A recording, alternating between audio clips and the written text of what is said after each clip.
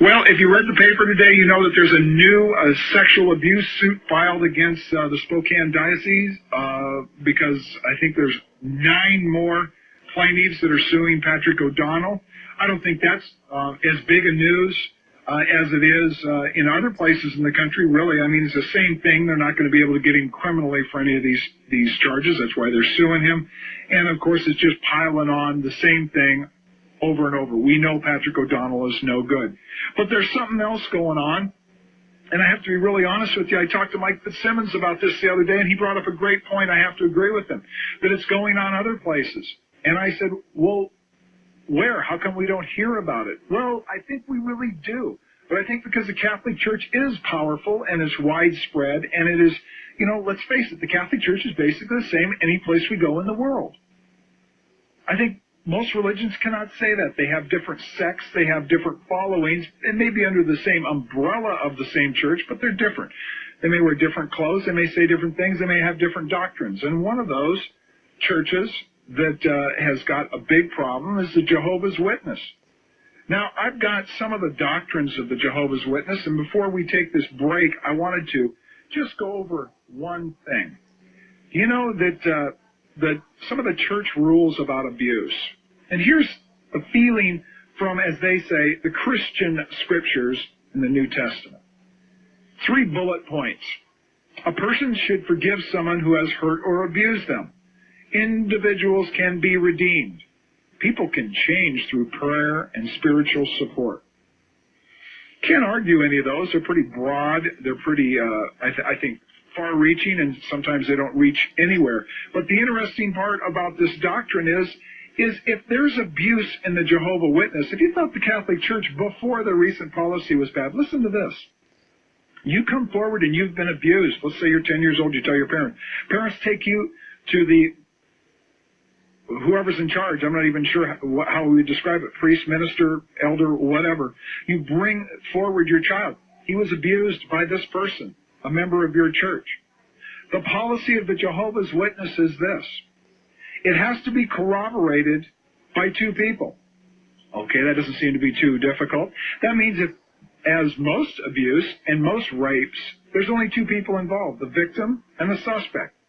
Well, that means if the victim comes forward and the suspect doesn't say, I did it, then the Jehovah's Witness, their administration, their church, treats the person accused as innocent. End of story. They have another policy, too. If the state doesn't require the clergy to notify law enforcement, they do not. Good moral lessons going on here, isn't there? I wonder if they teach us in Sunday school, just so the kids know where they stand. But we're going to talk about that. We've got Bill Bowden. He used to be an elder with the Jehovah's Witness. He's done a lot of research and investigation, just what's going on. One more thing. I want to get this out so we know what's coming. On Sunday, Doug Clark in the Spokesman Review is going to write an article about the suit against KXLY, Mike Fitzsimmons, and myself. Of course, we can't talk about it because, well, why? Because it's now a legal issue. It's a matter for the court. But yet, the Spokesman Review wants to do some kind of commentary. You think it'll be objective?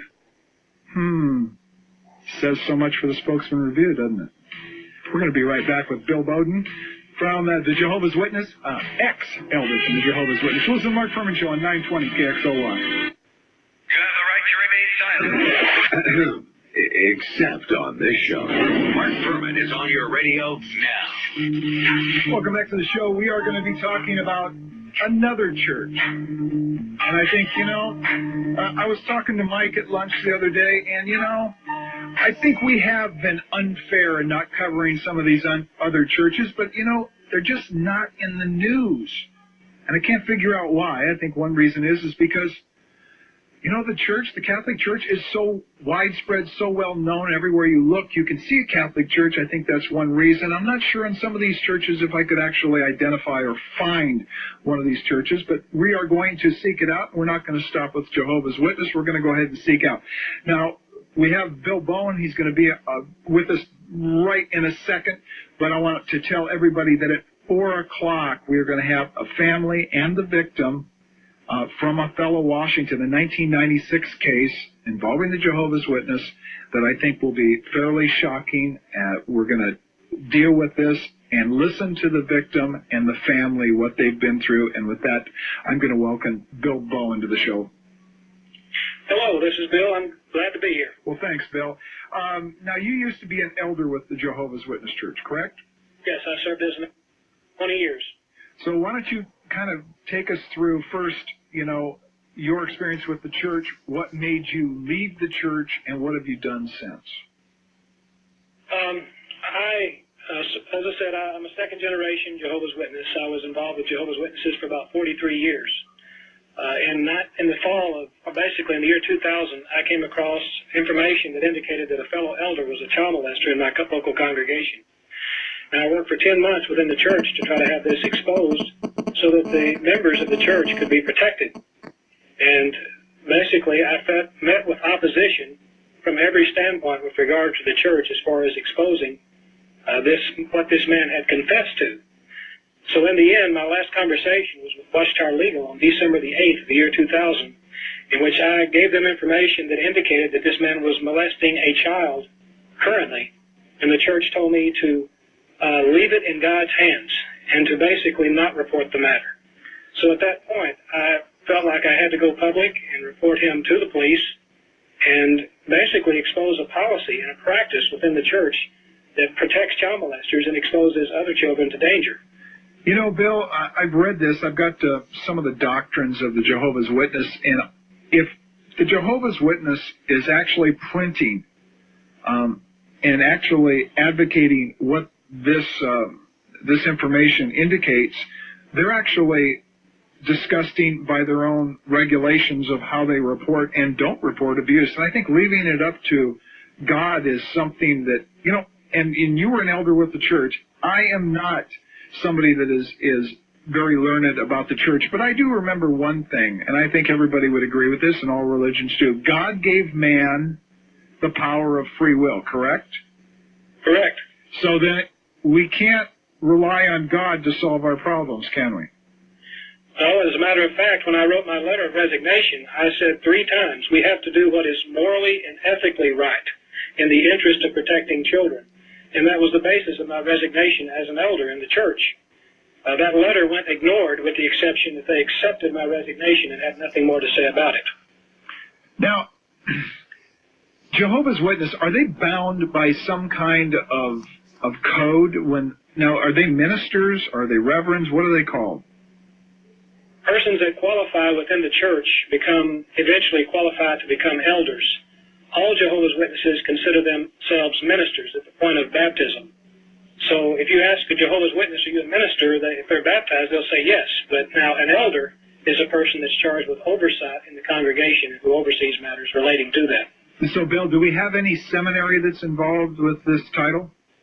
Oh, the appointment of elder is based on the recommendation of elders who are currently there in the church, and it's authorized by the Home Office in Brooklyn, New York, once they send up the recommendation. And do they have a man in charge? I mean, the Catholic Church has a pope. Is there anybody in charge in this?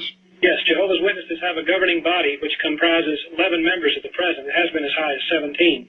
These 11 men are believed to have a heavenly calling, and they have absolute and direct authority from God. Everything they say has to be accepted without question, which includes their policy on child molestation. So they've got like a website to God. I mean, they're emailing him. Yes. I mean, it sounds ridiculous. That's why I make fun of it. As a matter of fact, all mankind. I think you'll find it quite interesting that in the deposition that was taken on August the 5th of last year regarding Erica Rodriguez's case, they make the comment that the governing body oversees spiritual, physical, and emotional welfare of all persons associated with Jehovah's Witnesses, as well as for all mankind in general. So they believe they have charge of everyone on the face of the earth. Sounds like somebody's on a power trip. Bill, these 11 individuals that run the Jehovah's Witness Church, which I suspect is worldwide? Yes. Okay. What qualifications do they have? What seminary? What colleges? Most of these men have just basically risen up through the ranks within the church through their own educational programs. By and large, none of them have college educations. So basically, we're talking about on-the-job training ministers. That's exactly that right. are ruling the world of Jehovah's Witnesses. They rule over you. They rule everybody. They don't rule over me. Well, if you don't obey them, then they say God will kill you. Well, I'll take my chances. Well, I'm not trying to be facetious.